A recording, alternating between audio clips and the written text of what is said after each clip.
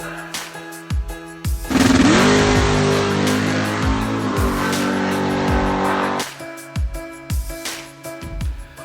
everyone, today we're going to make a trophy. I started already. This is a Lifecasting made from alginate and plaster. I'll put a link to that stuff that I use on this one, and I'll have a link below to a video of me doing it. So we've made this already.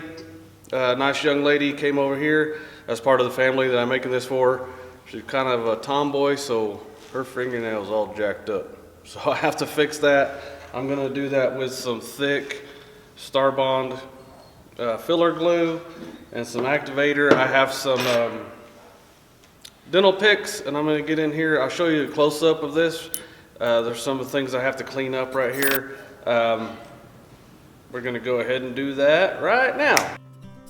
I'm just going to scrape off any of the excess with the dental picks, and then as far as the fingernail goes, I'm going to fill it in with some super glue, put some activator on it, and then just kind of shape it with a file.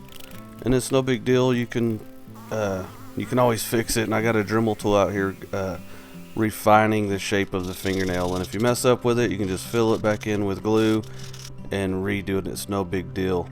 And then what I like to do with these is I just like to coat it, because they're kind of pinholes and stuff in this plaster sometimes, so you just coat it with some super glue, and now you don't have to worry about that. I wanted the wrist to be a little bit longer so that I would have something to some more to cut with on the lathe, and you'll see that later. So I just traced out a piece of a 2x4 and cut it on the bandsaw. I went ahead and hot glued it on there, and I filled in the gap in between the two with super glue once again. Used the glue and activator, and it's a quick job. Super cool.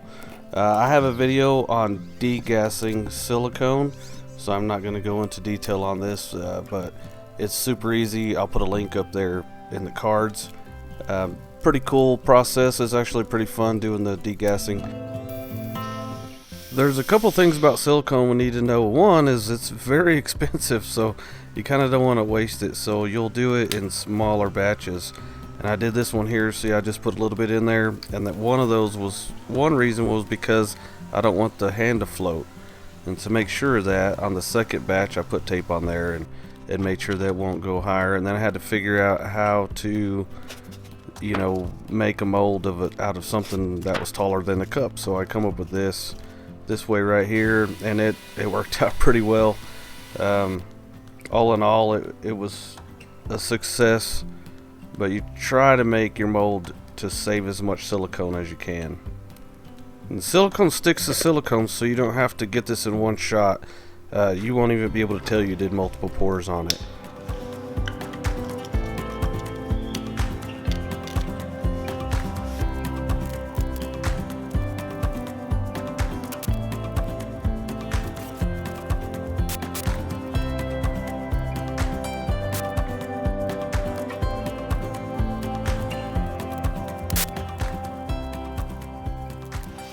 I finally got it out of there. I broke the finger off, so I had to cut it.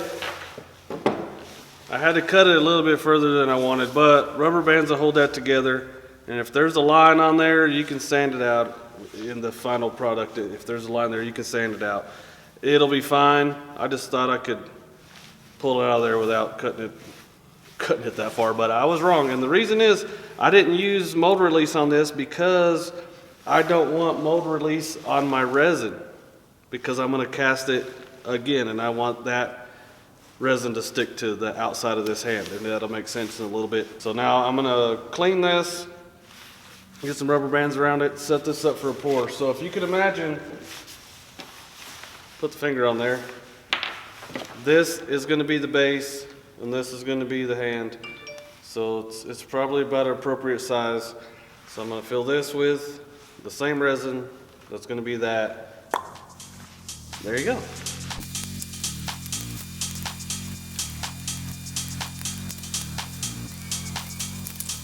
I'm going to be using Alumilite Clear Slow for this. This is measured by weight, not volume, so you need a scale. I've already got it measured out, even parts here and here, even parts here and here. I'm going to mix them together. I already have the molds in the pressure pots ready to go, so I got 12 minutes to do this, so I want to make sure it's right. I got sky blue from a Caster's Choice, and then I have some pigments. This is from Flow Art, and it's red, and this is from Alumilite, and it's Flow Red dye. And I'll kind of mess with this until it looks orange. The color of the guy's car is blue with some flamey stuff on it, so I'm gonna try to get that right the first time. So I'm not gonna do a whole lot of talking, so I'll put on some music and just get through this mixing part, and then I'll show you me pouring it into the molds.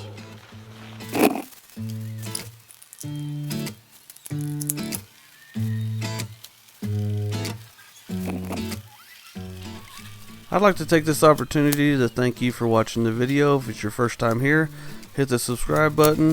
If you like what you've seen so far, go ahead and hit the like button. And I thank you for watching.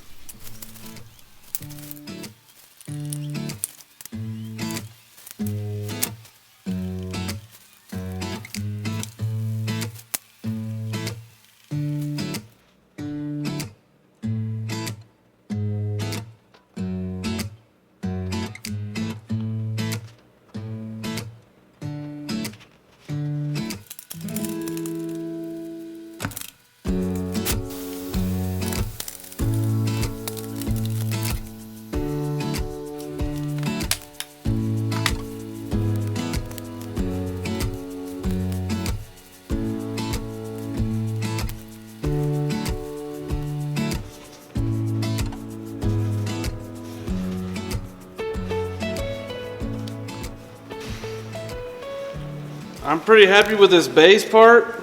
I think once we cut into it, it's going to be pretty cool. But this didn't do what I expected. Like, I think the color mix, of course, anytime you're going to touch resin with the side of silicone or HDPE or anything, it's going to be not as bright. So I'll need to wet sign this, but I don't think that's going to look that great. So what I'm going to do is recast this with just blue, and I think it'll be a lot better. I think I'm gonna sand both of them up. I'll do both of them, and whichever one looks better, we'll go with that. But I'm gonna save you all that, and when we come back, I'm gonna have two hands. It's been about a week, and I talked to the guy I'm doing this for, and I did some deep pour stuff.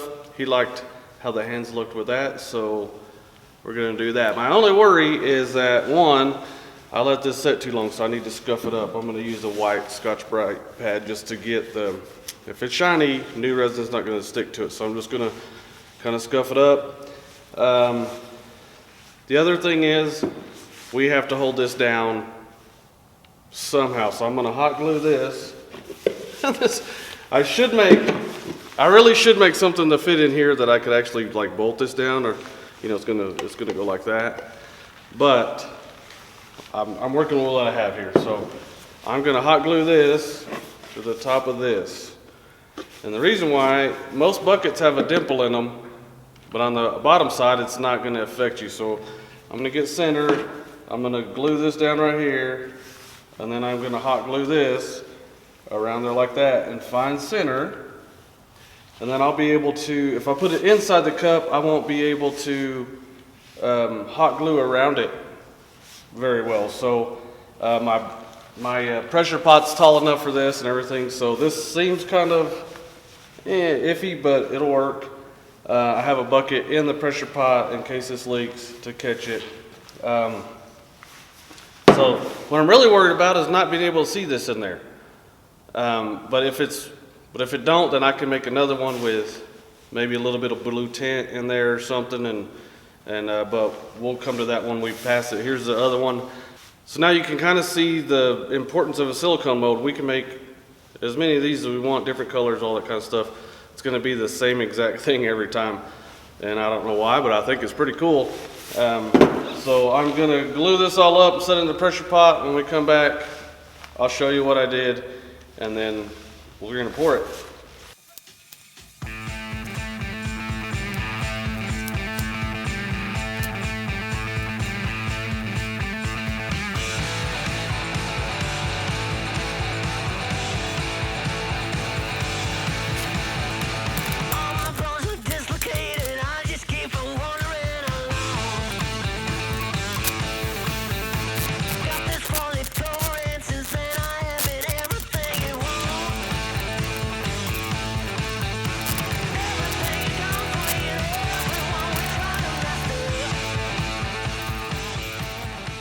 So here's this one. I think that is super awesome, but I don't think it's good for this project. So this one, I think you'll still be able to see through the hand. Once I get it polished and everything, I think it'd be cool. I think the next step is going to be to flatten this, flatten that, center it up, get it on the chuck, and then start turning it. I'm going to pull this down right here because that's going to be a plug-in. That's going to be a tenon to go in here. So let's do it.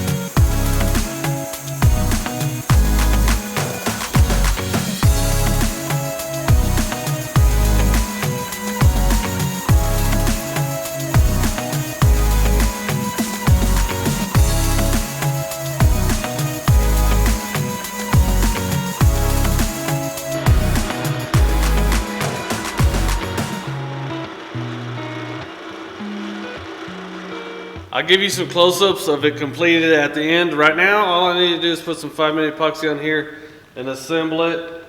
If this is your first time here, go ahead and subscribe, hit the bell, do all the YouTube stuff. I have coupon codes to the resin I use below, all of that. I would do a couple things different. I would either use a smaller hand in here, or I would use a bigger mold for the clear so I could get a better teardrop shape. I wanted this right here is kind of nice, but under here probably needs to be more fat to be a better teardrop shape, and I'd probably be more happy with that. But this is pretty cool, in person at least. I'm gonna put that together and it should be pretty cool. Stand by for some close-ups, and we'll see you guys next time.